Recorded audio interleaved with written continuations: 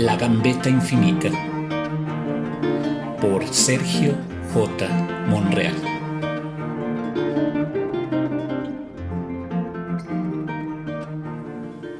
Desde debajo del silencio.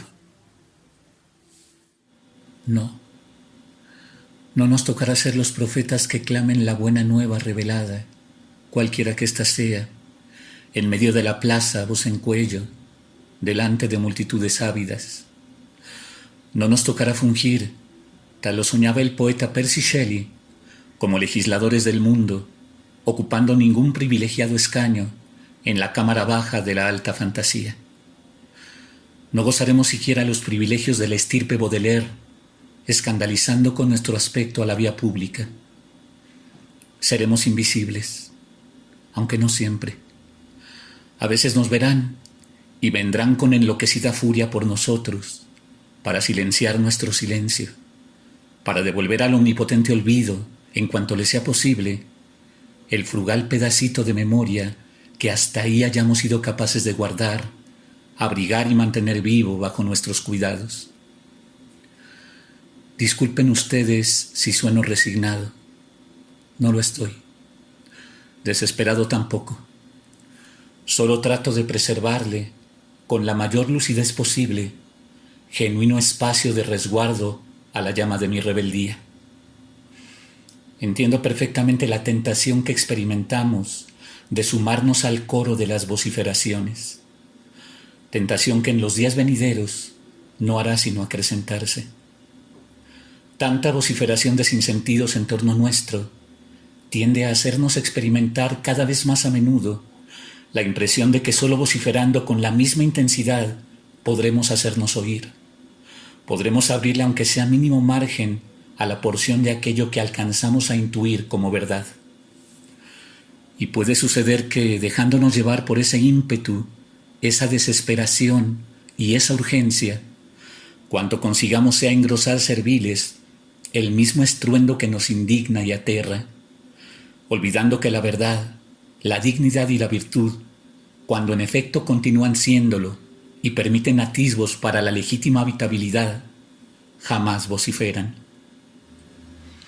Propongo, pues, como medida práctica y como precautoria prenda de civismo, desconfiar de toda vociferación, sin importar que los específicos contenidos de la vociferación en turno resulten de nuestra personal simpatía. No será fácil. El espontáneo impulso ahí donde todo el mundo grita consiste en soltarte gritando tú también, afanarte por elevar la voz 2 decibeles encima del prójimo, suponiendo que es así como se hará escuchar lo que tienes que decir, lo que te urge denunciar, lo que te apremia a reivindicar sin margen para prórrogas. Pero, puesto que ahí donde cualquiera grita, nadie se muestra de suyo dispuesto a oír, puesto que cada cual se asume en idéntico derecho de reivindicación y de denuncia, de acuerdo a sus respectivas convicciones, filias, fobias e intereses, puesto que la única unánime coincidencia dentro de semejante territorio consiste en superponer a como dé lugar tu voz a la ajena, la alternativa de hacer valer, hacer sonar determinado punto de vista, queda circunscrita a la mayor o menor capacidad de imponerlo mediante la violencia. Más eficiente dicha violencia, cuanto más capaz e inescrupulosa se muestre para administrar, con alevoso cálculo, la reinante atmósfera de riña. El más propicio caldo de cultivo para el fascismo, sí. Pero no nos llamemos a engaños.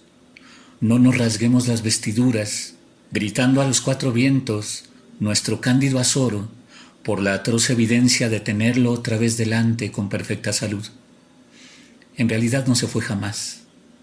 Y tampoco es que se haya tomado demasiados cuidados con el disimulo. La única razón por la cual pudimos dejar de ver semejante caldo de cultivo es porque preferimos dejar de verlo. Acabamos creyéndonos con cada vez más insustancial seguridad, conforme los lustros transcurrían, que aquello había sido consecuencia de la aparición simultánea de un puñado de individualidades oprobiosas e irrepetibles. La barbarie, la sinrazón, La devastación y el genocidio, ejercidos a una escala sin precedentes, por obra exclusiva pues de personajes tan perfectamente ubicables como bien muertos y sepultados, sin boleto de vuelta sobre el escenario de la historia. El talante a veces sobrehumano y a veces infrahumano, con que nos habituamos por norma casi unánime a recordar, escarnecer, exhibir y ridiculizar aquellos nombres propios de primer plano, consiguió desdibujarnos hasta qué punto ellos y sus monstruosas multitudes de prosélitos habían sido no menos y no más que seres humanos, por tanto inquietantemente semejantes en su configuración a nosotros mismos. Y nos volvió imprecisas en extremo, tal si se tratara de extraterrestres cada vez más improbables, a las millones de personas enfervorizadas por aquellos incendiarios discursos, aquellos extraviados remedios de teorización metafísica, antropológica y biológica apoyados en la nada, aquella brutalidad pendenciera identificada como virtuosa sinceridad, como meritorio dejar de andarse por las ramas. Omitimos de plano, como prenda del más elemental sentido común, la obvia evidencia de que los muchachos falangistas que rodean a Miguel de Unamuno a su salida de la Universidad de Salamanca, en la fotografía de aquel 12 de octubre de 1936, admiten plenas semejanzas fisonómicas con buena parte de nuestros vecinos de todos los días. Aquel 12 de octubre, cuando el militar franquista Millán Astray increpó a don Miguel durante su intervención como rector al son de «Viva la muerte, muera la inteligencia». Perdimos de vista que todas esas gentes, parecidas a hormigas en el blanco y negro de los documentales, fuera con el brazo en alto, fuera aplaudiendo entusiastas un discurso del Führer, fuera coreando festivas al paso de un desfile encabezado por el Salvatore de la Patria, no se habían quedado ahí para pasto de nuestra lástima, nuestro rencor, nuestras burlas, nuestro automático encogimiento de hombros ante lo que ya pasó, sino como sostenida, imperecedera demanda para nuestra capacidad de comprensión, exigiéndonos ejercer responsables el por supuesto nada grato ejercicio de ponernos en su lugar y tratar de descifrar por qué habían hecho lo que habían hecho, por qué habían pensado lo que habían pensado, por qué habían sentido lo que habían sentido. Hoy podemos seguir experimentando sin duda excesos de lástima, rencor, risa o estética indiferencia al asistir al sostenido crescendo de vociferaciones pendencieras en torno nuestro. Pero seamos sinceros, la verdad es que nos provoca sobre todo miedo. El mismo miedo que provocaba hace 4 siglos ser prendido por el tribunal del Santo Oficio en nombre del bien, la justicia y la verdad. O vivir en la década de 1970 en casi cualquier capital sudamericana y escuchar que alguien llamaba a tu puerta a deshoras. El mismo miedo que redescubres cada vez que vuelves a leer el diario de Ana Frank.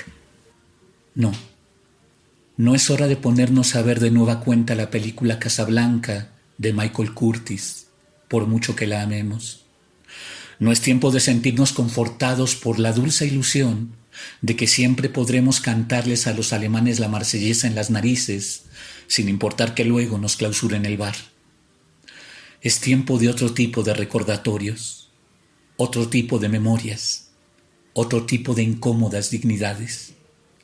Tiempo de volver a ver Mefisto de István Szabó, Vergüenza de Ingmar Bergman, y reír hasta las más secas lágrimas de amargura con las recreaciones de la Italia fascista en manos de Federico Fellini. Tiempo de desempolvar a Wilhelm Reich y Albert Camus, aunque no sean estrellas de la hermenéutica post-deconstructivista, o tal vez justo por ello. Tiempo de recordar que la poesía de García Lorca es inmortal, pero que a Federico lo mataron, y no como suele lamentar la historiografía literaria, aunque no le hacía daño a nadie, sino precisamente porque no le hacía daño a nadie.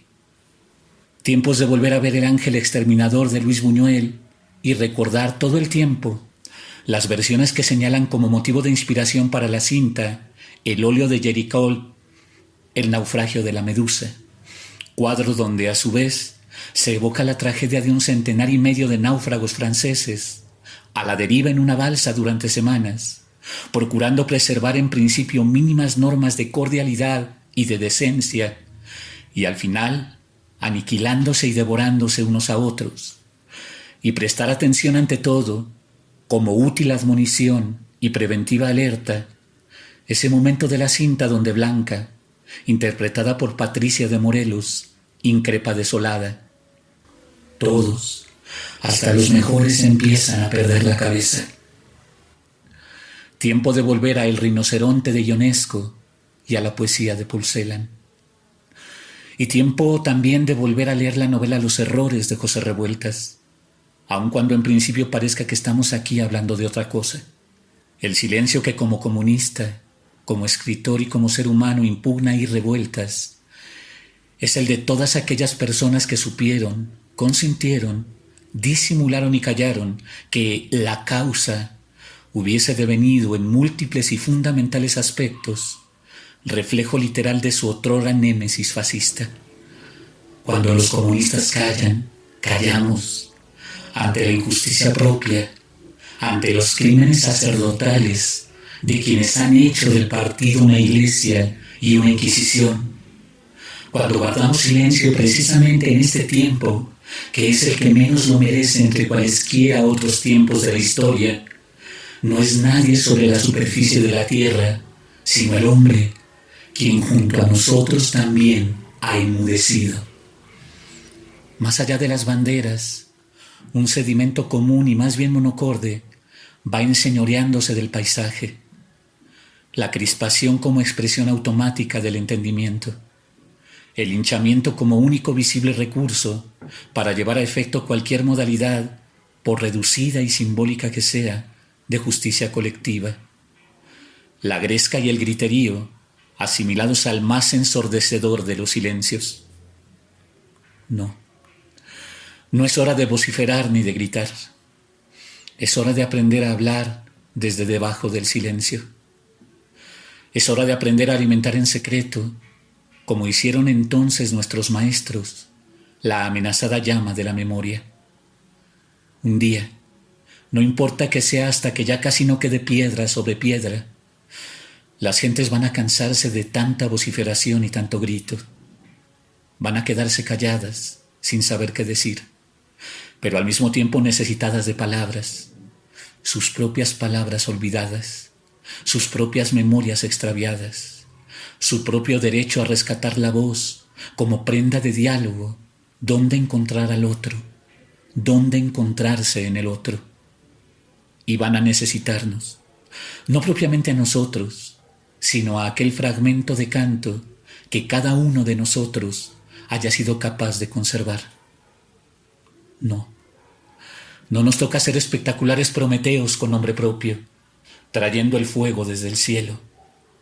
Nos toca ser los anónimos vagabundos del final de Fahrenheit 451 de Ray Bradbury, sobreviviendo más allá de la ciudad y resguardando en nuestro pecho el rastro de algún libro, propio o ajeno, capaz de articular mañana, allá muy lejos, cuando pase la noche, algo parecido a canta, oh musa, en el principio, muchas noches he estado acostado a tomar algo, porque me dijeron que acá muchos años después, frente al pelotón de fusilamiento de Ismael, encontraré a la maga, había una vez.